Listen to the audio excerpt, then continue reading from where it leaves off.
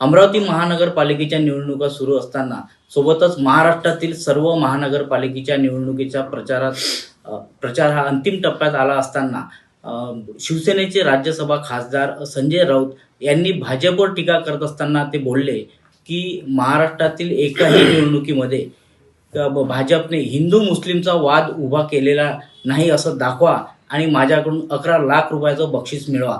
या टीकेवर आपल्यासोबत बोलण्यासाठी आहेत भाजपचे खासदार राज्यसभा खासदार अनिलजी बोंडे. आपण त्यांच्याशी बोलूया, ते काय बोलतात यावर. उद्धव ठाकरेंनी टोमणे मारले नाही असं भाषण दाखवा आणि माझ्याकडूनही तेवढेच पैसे मिळवा. खरं जर पाहिलं तर मुख्यमंत्री देवेंद्रजी फडणवीस विकासाचं राजकारण करतात, विकासाला प्राधान्य देतात आणि विकसित भारतामध्ये समृद्ध महाराष्ट्र निर्माण करण्याचा प्रण त्यांनी केलेला आहे.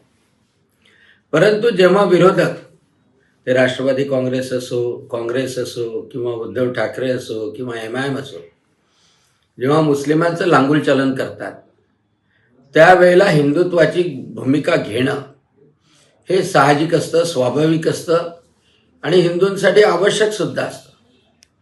आणि म्हणून तुम्ही हिरवी टोपी घालायची, तुम्ही चादर चढवायची, नमाज पढायचा, तिथे दर्ग्यावर जायचं, त्यांच्या वक्फ बोर्डाच्या कायद्यालाही विरोध करायचा, जो देशोपयोगी कायदा आहे.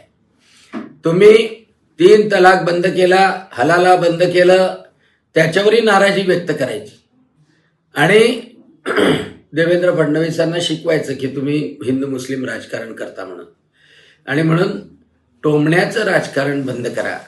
खरं जर पाहिलं तर त्यांच्या भाषणात, प्रत्येक भाषणात किमान 10 टोमणे असतात आणि त्या टोमण्यासाठी प्रसिद्ध म्हणून त्यांचं भाषण असतं. म्हणून एखादं तरी भाषण बिना टोमण्याचं दाखवा आणि बक्षीस मिळवा. मराठीच्या नावावर जे काही सध्या शिंदे सेने आपलं शिवसेनेचं उभाटा, शिवसेनेचं जे काही सगळं राजकारण चालू आहे आणि मुंबईचा जो महापौर आहे तो मराठीच होणार असे ते नेहमी सतत बोलतात, यावर आपण काय बोलणार. शिवसेनेच्या काळामध्ये मराठी माणूस मुंबईमधून परागंदा झाला, कारण त्याला घर परवडलंच नाही. चाळीमध्ये राहणारा गिरणी कामगार, त्याला सुद्धा अमरनाथला जावं लागलं, त्याला सुद्धा बदलापूरला जावं लागलं. आणि देवेंद्रजी फडणवीसांनी सर्वात महत्त्वाची गोष्ट केलेली आहे की धारावीमधला माणूस असो त्याच जागेवर त्याला घर मिळालं पाहिजे. BDD चाळीमधला मराठी माणूस असो त्याला तिथेच घर मिळालं पाहिजे. आणि म्हणून या निवडणुकीमध्ये जे वचन दिलेलं आहे की मराठी माणूस विस्थापित होणार नाही, मुंबई किती पुढे गेली तरी मुंबईचा माणूस हा मुंबईतच राहील, स्थलांतर करणार नाही, ते अतिशय महत्त्वाचं आहे. आणि भारतीय जनता पक्षाने तर वारंवार सांगितलं आहे की मुंबईचा महापौर हा मराठीच होईल. खरं जर पाहिलं तर मराठी किंवा तिथे असलेले परप्रांतातून आलेले अनेक वर्षापासून, अनेकांचे तर 60-60, 70-70 वर्ष पिढ्यानं पिढ्या गेलेले आहे. म्हणजे मुंबईकर म्हणवतात, चांगलं मराठी बोलतात. आणि त्यामुळं सगळा हिंदू एकत्रीकरण हा जास्त महत्त्वाचा मुद्दा मुंबईच्या अस्तित्वासाठी आहे. तो शिवसेना प्रमुख माननीय बाळासाहेब ठाकरे यांनी पण घेतला होता, तोच देवेंद्रजी फडणवीसही घेतात.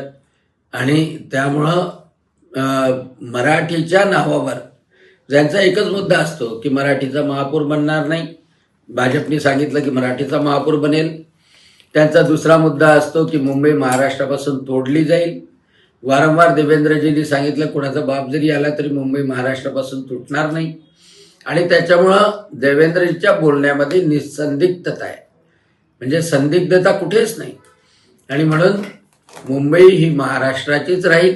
मुंबईमधला मराठी माणूस विस्थापित होणार नाही. मुंबईमधल्या मराठी माणसाला परवडणारे घरं भेटतील. आणि अगोदर बदलापूरला जावं लागायचं, आता गिरगावातच राहावं लागेल, दक्षिण मुंबईतच राहावं लागेल, एवढं शाश्वती देवेंद्रजींनी दिलेली आहे. मराठी राजमहावरेचा अनुभव. आता जोकासू STP या अत्याधुनिक जॅपनीज तंत्रज्ञानाने सुसज्ज, quick installation, energy efficient, noiseless blowers, low maintenance या आणि अशा वैशिष्ट्यांनी परिपूर्ण जोकासू एसटीपी तंत्रज्ञान प्रकल्प उभारणीपासून ते विक्री पश्चात समाधानकारक सेवा देणारी, भारताबरोबरच परदेशात देखील प्रकल्पांची यशस्वी उभारणी करणारी company Deccan water treatment private limited.